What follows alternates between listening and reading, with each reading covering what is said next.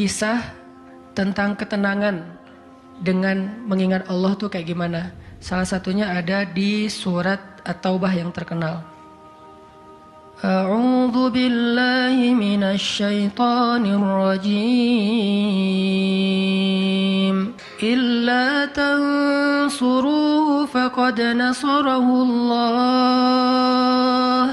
إذ أخرجه الذين كفروا ثاني اثنين إذ هما في الغار إذ يقول لصاحبه لا تحزن إن الله معنا فأنزل الله سكينته عليه وأيده بجنود لم تروها وجعل كلمة الذين كفروا السفلى وكلمة الله هي العليا والله عزيز حكيم. Kalau kalian tidak menolongnya, maka sungguh Allah akan menolongnya. Seperti ketika orang-orang kafir mengeluarkan dia dari kota Mekah pada saat dia menjadi salah satu di antara dua orang yang berdiam di dalam gua, yaitu Gua Thur. Ketika ia berkata kepada sahabatnya, yaitu Abu Bakar, dia di sini siapa?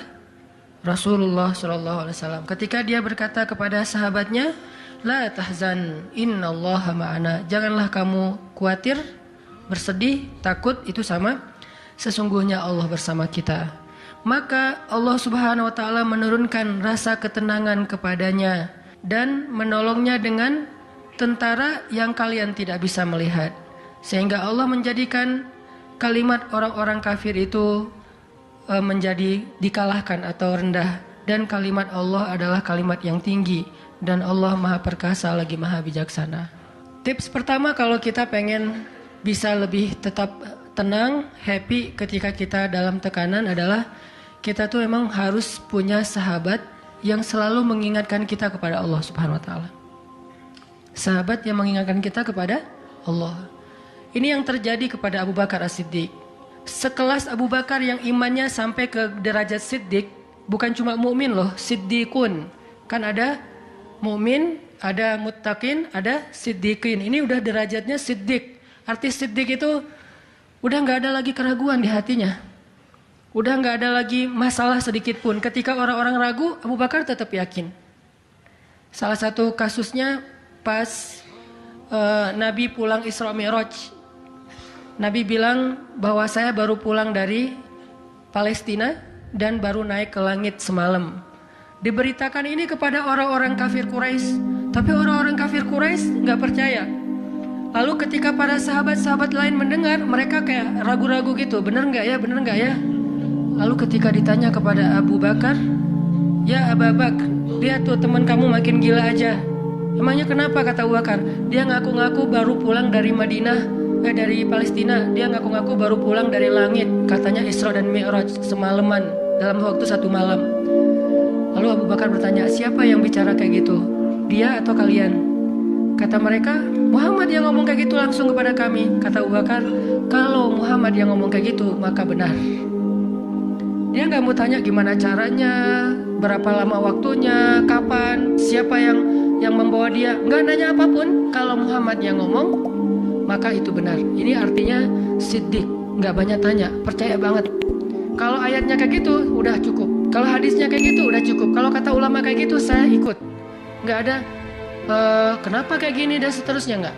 Ini menunjukkan Abu Bakar itu orang yang sangat luar biasa imannya. Tapi dia tetap manusia. Gimana pun imannya udah kuat, mantap, Siddiq, ketika ada masalah, sifat dasar manusia itu keluar lagi, yaitu khauf, rasa khawatir, takut. Dan yang luar biasa, khawatir dan takutnya Abu Bakar itu bukan untuk keselamatan diri beliau. Abu Bakar itu khawatir terhadap keselamatan Rasulullah SAW. Jadi bukan keselamatan Abu Bakar.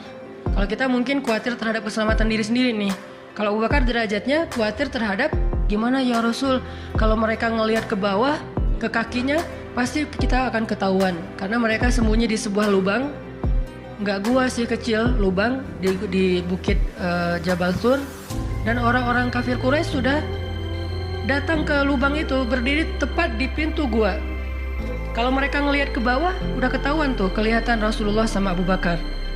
Sehingga Abu Bakar berkata, ya Rasulullah, kalau mereka ngelihat kita sedikit aja ke bawah kaki mereka, mereka akan menemukan kita. Gimana ini ya Rasul? Saya khawatir terhadap keselamatanmu.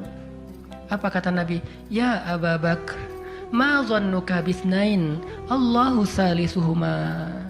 Wahai Abu Bakar, kenapa kamu pikir kita cuma berdua? Allah yang ketiga di antara kita. Baru la tahzan, innallaha ma'ana. Jangan khawatir, Allah bersama kita.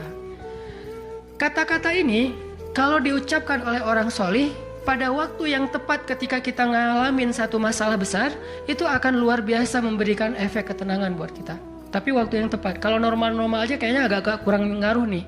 Makanya kata-kata kayak gini itu timingnya tuh harus pas. Dan yang mengatakan orang yang memang punya aura kesolehan yang luar biasa. Sekelas Rasulullah kurang apa? Itulah sebabnya kenapa kita harus punya banyak, atau setidaknya kita punya seorang sahabat, seorang teman yang solih, yang sering mengingatkan kita. Minimal istri.